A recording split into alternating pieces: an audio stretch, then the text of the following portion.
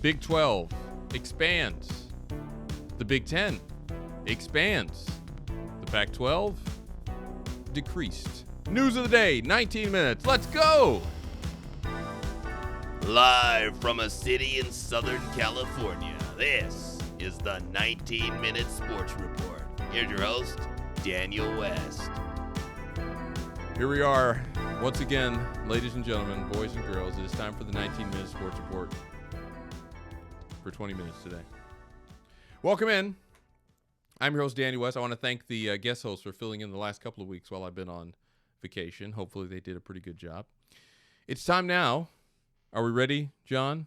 He doesn't look ready over there. I don't think we're ready yet. Are we ready for the sports building update, the very important sports building update? Pretty much the only part of the show that's important besides the winners of the week because it's sponsored. Are we ready for that? He looks very nervous. Are we ready? I think we are. This sports boarding... Wow, let me try that again. This sports building update is brought to you by the letter R, as in relocation. Are you a sports owner trying to finesse your city into building you a new stadium? Have you tried relocation? That's where you go from one city to the other city. Proud sponsor of the Los Angeles Rams and the original Cleveland Browns.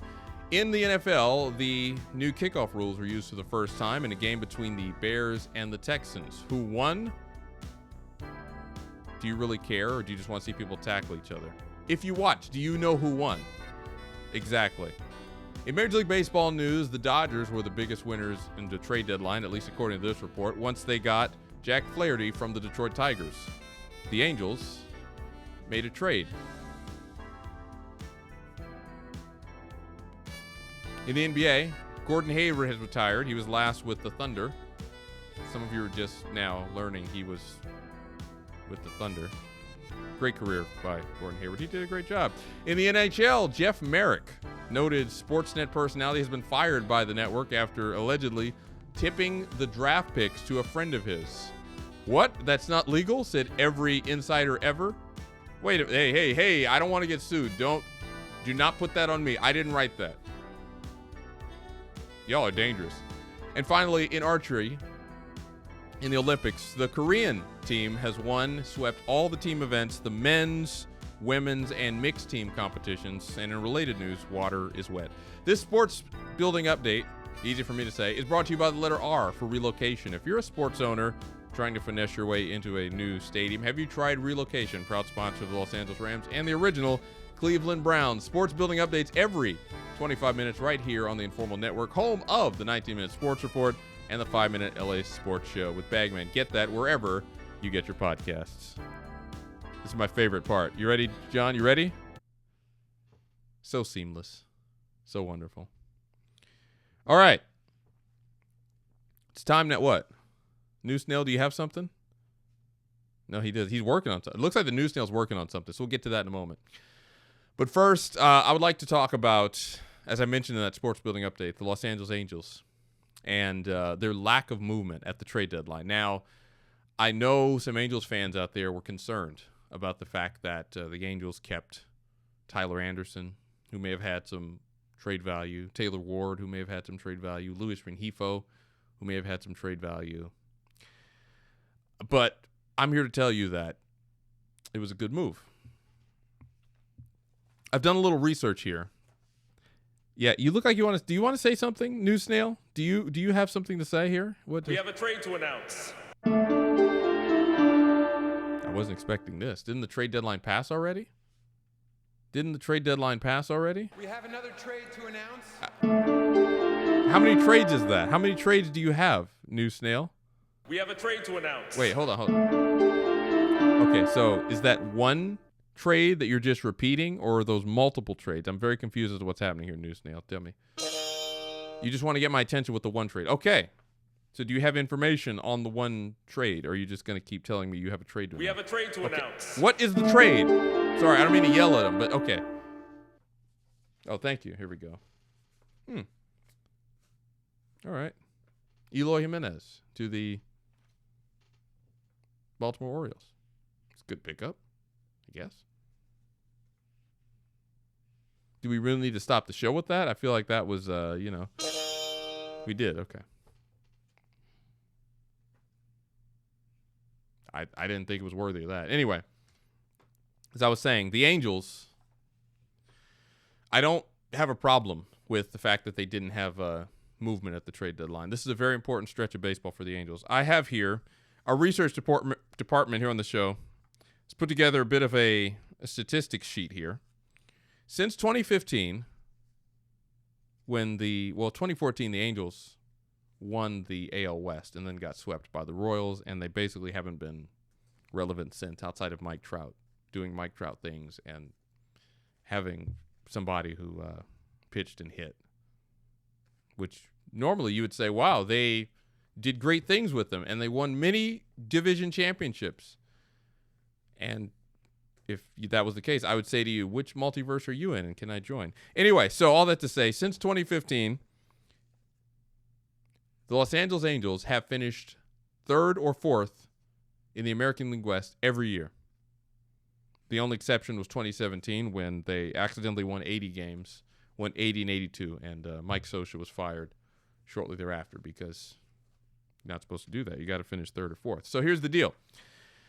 The Oakland Athletics, who I think a lot of us thought were going to kind of mail it in as they move to places. Where are they moving to exactly? Does anyone over there remember where they're moving to? No, they don't. Okay, I don't know. Sacramento, I think. Houston. They're getting out of Oakland. I don't think they really know, actually. I've heard reports. This is unconfirmed because the schedules haven't quite come out yet, but I've heard reports that they may just tour the country and visit a different city every day of the year. They're going to go to cities that don't have teams. So because Major League Baseball is in the expansion process, they thought, why don't we take the A's to all the different markets? So they're going to play like a portion of the season in Montreal. Then they're going to go to Vancouver. Then they're going to go to Portland. They're going to play in Charlotte while there's an MLS game, actually. The same day. They're not even going to cross over the field or change over. They're going to just have on top of the goalpost. The goalpost and everything will stay there, and they're just going to put the baseball field down, and they're going to play a series there in the middle of summer. So they're barnstorming across the country, and everyone thought, you hadn't heard that news, Snail? You didn't hear that? Well, I mean, you should probably get up on your reporting there. Yeah, I heard that from, where did I hear it from? It was a guy on Twitter. It was, yes, at Sports Center. But instead of it was a 0. So I think that was a legitimate account. Anyway, I might be breaking news here. I didn't mean to break news, actually. That was not my intention, was to break news about the Oakland A's being nomads next year. I believe they will actually be, they're changing the name to the Oakland Roamers, actually. Well, there won't be the Oakland Roamers. Those will be the Roamers. Anyway, I don't know if I was supposed to say that. I was talking with people, and I was also on Twitter with at Sports Center with a 0 instead of an O. And that's what he told me. So heard it here first. Anyway, that's not the point. I need to stay focused here. The relevant point is the Angels have finished third or fourth every year in the American League West, except for 2017, since 2014. So basically every year since they went to the playoffs and then got swept by the Royals and the franchise disintegrated and fell apart. They finished third or fourth. The A's are on their tail. So it's important. There is a dynasty going of finishing third or fourth in the AL West with the exception of 2017. So I understand not trading Luis Rengifo and Taylor Ward and Tyler Anderson and anyone else of value because you have to finish fourth. This season is a failure if they finish fifth. If they finish fourth, I think the front office, Perry Manassian, Artie Moreno, the whole brass up there, they can all clap. They can leave the owner's suite. They can shake hands and say, we had a good season. We did what was expected of us, which is finish fourth in the AL West. If they lose more games and they end up, getting rid of the players who they have, and they end up finishing fifth, the season's a failure. So I understand. Everyone's out here saying, why didn't they trade people? You need to make moves for the future. No, you don't need to make moves for the future. What you need to do is focus on right now, and right now the important thing is to finish fourth in the AL West. So I get it. I understand what the Angels are doing. The Mike Trout injury, he was going to come back, and maybe the Rangers fall off and you finish third. Just saying. But now that Mike Trout's injured, I think fourth is – we need to maintain fourth because that series against the A's right around the All-Star break – around the trade deadline, that was rough. That was really rough. They didn't need that. So anyway, I just wanted to make that clear. I am not, a puppet of the Angels. I've just been an Angels fan since 2002, and I thought that, look at this great baseball team with all this history. And then the last 5 years happened. I realized that was kind of a amazing thing that we may never see again. It was kind of a miracle. Some might even say, John, it was shocking. John, is he awake over there, Dave? John Beanie, are you awake over there? Are you awake? What's happening? Thank you! You're welcome. Did I wake you up? What's going on over there? I said that was shocking. Talk about shocking. All right, enough. We've wasted enough time here. In fact, I know Dave's going to be mad at me, and I see him already. He's going to say, I know, watch this. This is how good I've gotten at learning how to speak Dave Rogers. Dave, we don't have enough time for 10 winners of the week, do we? How many? 7? Yeah, I figured as much. All right, John, hit the imaging. Let's get to our 7 winners of the week. The countdown, to our knowledge, we invented top 10 sports countdowns with a weekly top 10 countdown to end our show. And that's something we take with great pride. So now, John Beanie, hit the imaging. It's time for the winners of the week. It's time for the best countdown in sports radio. That's right. From 10 to 1, here are the informal programs. Winners! Winners! Winners!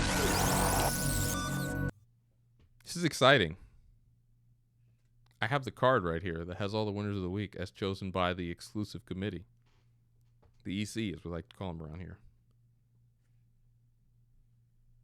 Some surprises up here. All right. And if you haven't heard us talk Olympics, we're boycotting. No, the real reason is because they're all here. All right, John Beanie, can I please have winner number 7? It's number 7. Coming in at number 7. Wow, this is a bit of a surprise. I was expecting this to be all Olympians, but it's not. Coming in at number 7, from the Baltimore Orioles, Jackson Holliday. Now, the reason for this being given here is that Jackson Holliday hit his first career home run. Now, you may have heard that he came up into the major leagues at the beginning of the season, and he was doing so well that they said there's too much power here. Like, it's as if they were dealing with something that was radioactive that had to be contained, and they said the Major League Baseball is not ready for this level of dominance. So, out of respect for the other 29 clubs, they sent him back down to the minors so that he could cool off a little bit and then come back. And he was actually holding back so much he just now hit his first career home run. But it was a grand slam that went out towards the warehouses in Baltimore in right field. And that's a pretty cool way to hit your first home run in the major league. So congratulations, number 7. We got more winning to do! John Beanie, hit me with number 6. At number 6. Coming in at number 6, the guy who broke his nose but kept playing. Is that what? Hold on, wait a minute. Okay, wait. Hold on. Guys, can we get his name? It's not relevant to the story. No, I think it's important if, okay, you don't want to say his name, or you don't know what his name is. What's going on here, John? Do you have an answer for that, John? What are we doing here? Yes. Okay. All right. The guy who broke it, coming in at number 6, the Orioles player who broke his nose but kept playing. We don't know his name. No, it was not Kevin Brown. That's the announcer. This is embarrassing. Anyway, he's a catcher for the Orioles. He broke his nose, got hit in the face with a 95-mile-an-hour fastball while batting. Went into the dugout, said, "Let me grab my gear." I didn't hear no bell, and then he caught the rest of the game. That is number 6 winner of the week. That's impressive. I got to be honest, John. That's pretty impressive. We got more winning to do! That's pretty good. All right, hit me with number 5. We're running out of time. You know what? Dave's right. I'm sorry. Dave's right. We waste too much time on this show, and then we can't do winners of the week. Hit me with number 5. Here's number 5. Coming in at number 5, another guy, but this time it's that guy who saved the NFL kickoff. Now, there were a lot of reports that the NFL kickoff was going away because, well, the NFL kickoff was basically them kicking it out of the back of the end zone and then trotting out to the 25-yard line or wherever they put the football.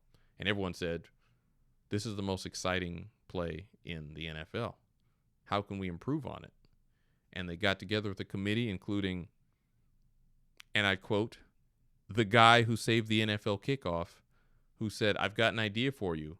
How about we save the kickoff?" And they said, "How are you going to do that?" And he said, let me draw it for you. And he drew up something that he was watching on late night television. I believe it was a sketch that Jimmy Fallon was doing. And for some reason, there was an NFL kickoff in that sketch. And then he gave it to the league, said, this is my own idea. And then they put it in place that we saw yesterday. He is being sued by NBC for stealing intellectual property, since he did see it on the Tonight Show and just ripped it from there. So, but until he wins his lawsuit, he's a winner of the week. We got more winning to do. Or loses his lawsuit. All right, let's go on. Number 4, JB. At number 4, Coming in at number 4. Oh, final. This is the first time we mentioned the Olympics. How have we gotten this far into the show? Minus the quip about Korean archery, which, I mean, it's like the Kansas City Chiefs out there, except the Chiefs don't win the Super Bowl every year. Anyway, how have we gone this far into the show without talking about the Olympics? At number 4, Katie Ledecky. Winners. Did you see what she did? If you didn't, no one else did either, because she won by so much. Katie Ledecky won gold medal, and I believe it was the 1500. We really need to do more research for the show. I'm sitting here asking questions to my staff, and they're just looking at me like, what do you want me to do, produce? And I'm like, yes. But they're like, that's funny. Anyway, Katie Ledecky won by so great a margin that NBC had to zoom out on the telecast so we could actually see the fact that other people were in the pool with her and she wasn't just exercising. And that is called dominance, my friend. That is called more winning to do. That is why she's at number 4. She should be higher. We got more winning to do. John Beanie. and now your top 3. Coming in at number 3, U.S. Women's Rugby. Now, this was something right here.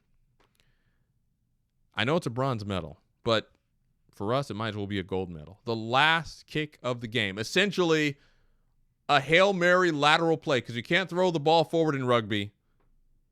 USA runs away on the final play of the game to win the first bronze medal in rugby. Excuse me, I got choked up about it. In U.S. history. We got more winning to What a do. great moment. Ilona Marr, Winners! the other lady who actually scored the winning try. Winners! All the people who hugged her. Winners! All the forebearers. The people who went before, the ancestors of women's rugby. Winners! The United States. We're going to see you in the playoffs! I don't know about that part, John. Let's go quickly. This is number 2. Coming in at number 2, U.S. Gymnastics. Oh, you know Simone Biles did that thing. You know she dominated. She won another all-around gold medal, John Beanie. Winners! What about the women in the team? Winners! What about the men who hadn't won a medal since 2008? Winners! They got a bronze. U.S. Gymnastics. We be out here winning, and guess what? We got more winning to do! But they ain't number 1. John Beanie, hit me with the imaging. Here's number 1.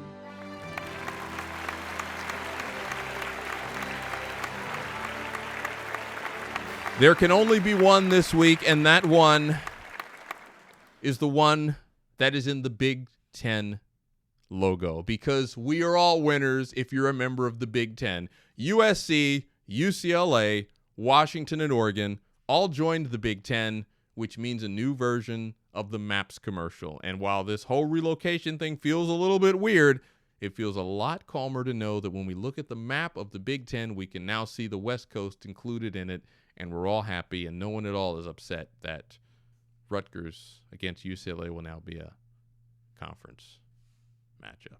Winners! That will do it for the show today. Thank you for watching. If you enjoyed it, please like and subscribe on all the different places that you heard the show. If you didn't like it, tell someone else because they might like it.